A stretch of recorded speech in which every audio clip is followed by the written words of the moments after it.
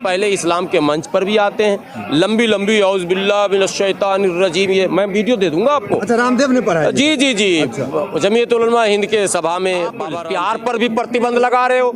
अगर प्यार पर प्रतिबंध लगाना था तो आरएसएस ने फिर बेगम कैसे बनेंगी श्रीमती ये अभियान क्यों लग रहा कि योग अब बढ़ावा दे रहा उग्रता को।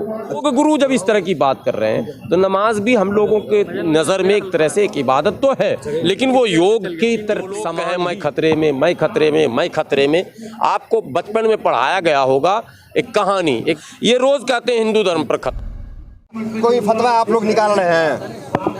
देखिए, बाबा रामदेव को गौमूत्र का, गोबर का, इसकी क्वालिटी का बड़ा ज्ञान है और जिसको जिस चीज़ का ज्ञान है उनको चाहिए कि उसी ज्ञान के आधार पर वो बात करें तो अच्छा लगता है। अब ज्ञान हमको है मिट्टी का, हम किसान हैं और हम बात करें पत्थर की, वो तो जो पत्थर का स्टोन स्पेशलिस्ट होगा वो करे तो अच्छा लगे।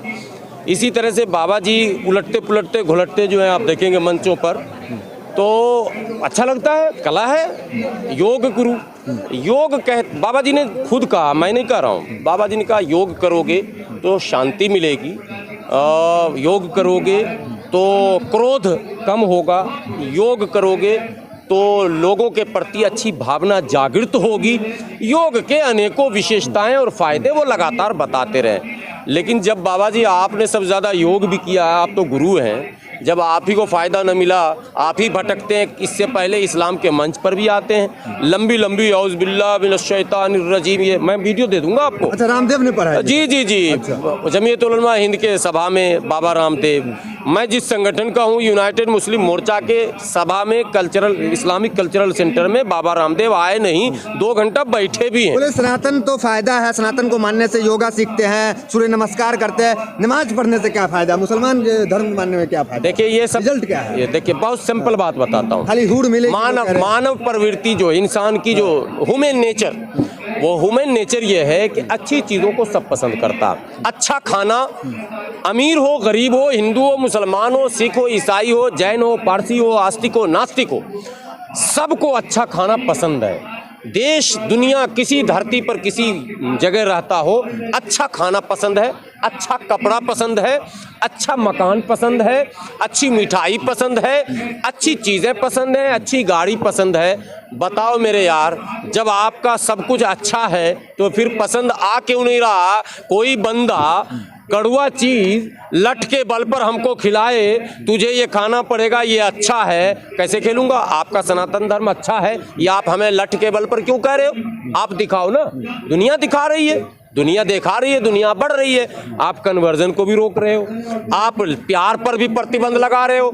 अगर प्यार पर प्रतिबंध लगाना था तो आरएसएस ने फिर बेगम कैसे बनेंगी श्रीमती ये अभियान क्यों चला दिया? नमाज आतंकवाद को बढ़ावा देता है या नहीं देता, ये बताएं आप। अब मैं ये भी तो यही कह रहा हूँ कि मुझे तो लग रहा कि योग अब बढ़ावा दे रहा उग्रता को। अच्छा। योग बढ़ावा अगर न देता तो जितने भी बाबा से जुड़े हुए लोग हैं वो जो बातें कह रहे हैं वो आक्रोशित करने वाला, उग्र करने वाला, लोगों के को क्रोधित करने वाला, इस तरह की बातें कर रहे हैं। तो योग गुरु जब इस तरह की बात कर रहे हैं तो नमाज भी हम लोगों के नज़र में एक तरह से एक इबादत तो है, लेकिन वो योग की तरह समान ही है। तो नमाज तो बुराई से रोकती हम कहते हैं, और कुरान कहता है कि जो नमाजी है पंजगाना और जो वक्त की पाबंदी से नमाज पढ़ता है। जुबान पे लगाम कैसे लगाया जाए? लगाम वक्त लगा देगा, ये अस्तित्व संकट में इनका है। अब सुनिए, बड़ी बात कहने जा रहा हूँ, बार बार मैं कहने का आदी नहीं हूँ, मैं कह रहा हूँ जो लोग कहें मैं खतरे में, मैं खतरे में, मैं खतरे में, आपको बचपन में पढ़ाया गया होगा एक कहानी, एक भेड़िया चराने वाला बार बार जो है वो बकरी चराने वाला चिल्लाता था, दौड़ो दौड़ो भेड़िया आ गया। पब्लिक दौड़ती थी, वहाँ भेड़िया होता ही नहीं था। लास्ट में एक दिन असली में भेड़िया आ गया और वो चिल्लाया, दौड़ो दौड़ो भेड़िया आ गया। पब्लिक सोची अरे ये तो रोज चिल्लाता है, नहीं जाना, और भेड़िया आया और उसको शिकार कर लिया, खा पी के बराबर कर दिया। ये रोज कहते हैं हिंदू धर्म पर खतरा, हिंदू धर्म पर खतरा। लोग दौड़ रहा, जमा हो रहा, देख रहा, खतरा तो कहीं है ही नहीं, बड़े मजे में सब कुछ है, राष्ट्रपति से लेके और गांव के प्रधानमंत्री से प्रधान तक और मुख्यमंत्री से मुखिया तक सब तो हिंदू हिंदू नजर आ रहे हैं। कहाँ पर खतरा? कहीं तमाम देखा टटोला, कहीं कोई खतरा नहीं दिखा। ये बार बार चिल्ला रहे हैं एक वक्त ऐसा भी होगा कि रियल में खतरा होगा और ये चिल्लाएंगे और लोग विश्वास नहीं करेंगे और फिर इनका साधु संत कह रहे हैं तो कहीं तो कुछ होगा खतरा। कहाँ है? लोग दौड़ के देख तो रहे हैं, खतरा कहीं नहीं। हम लोग भी देख रहे हैं, टटोल रहे हैं, दूरबीन। जनसंख्या मुसलमानों की जो बढ़ रही है, इससे खतरा है? कहीं नहीं। देखिए, डेटा से हटकर बात नहीं करना। आरोप लगा देना बहुत आसान काम है, बोल देना बहुत आसान काम। मैं बोल दूं आपके 50 बच्चे हैं, ये कहते हैं 4 बीवी 40 बच्चे बोलते हैं ना। मैं आज आपके चैनल के माध्यम से कहता हूं, बाबा रामदेव जी और तमाम कथित तौर पर जितने भी संत इस तरह की भाषा का प्रयोग करते हैं, उनसे मैं पूछता हूं आप लोगों के चैनल के माध्यम से कि यदि 4 बीवी और 40 बच्चे भारत की धरती पर 1% मुसलमानों का भी आप लाकर दिखा दें तो निसंदेह मैं आपके सभी बातों को मानने के लिए बाध्य हो जाऊंगा। मैं फिर आपके सारी बातों को मानूंगा, जो आप कहेंगे। क्या केवल आरोप मतलब जब हम लोग गिनाते हैं तो इनके खुद भाई, जो लोग ये बयान देते हैं, वो खुद अपने सगे 5 भाई होते हैं, 8 भाई होते हैं, 10 भाई होते हैं। मैं नाम किसी का नहीं लूंगा, सब लोग बड़ी परिवार के हैं। आपका जो संगठन है तो क्या वो रामदेव के खिलाफ कोई एक्शन लेगा? कोई एक्शन नहीं। हम लोग ऐसे लोगों का एक्शन लेने का नहीं। बेड़िया एकदम हल्के लोग ही हैं। जिस आदमी को हमने इतना सम्मान दिया, लोग हैं पूरे देश ने पहुंचा दिए। देखिए, देश की जनता बहुत भारी है। स्वर्गीय इंदिरा गांधी का जमाना देखिए, 1 मिनट में उठा के पटका तो पानी न मिला और झुमका गिरा रे बरेली के बाजार में हो गया था। याद है आप लोगों को? जो वरिष्ठ पत्रकार है उनको याद होगा। झुमका गिर गया बरेली में।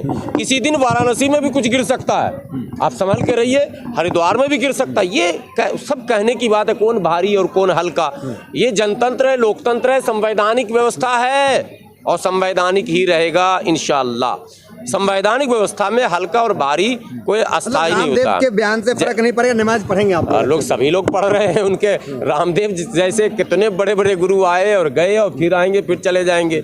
ये जहां यूं ही रहेगा और हजारों बुलबुलें अपनी अपनी बोलियां सब बोलकर उड़ जाएंगे।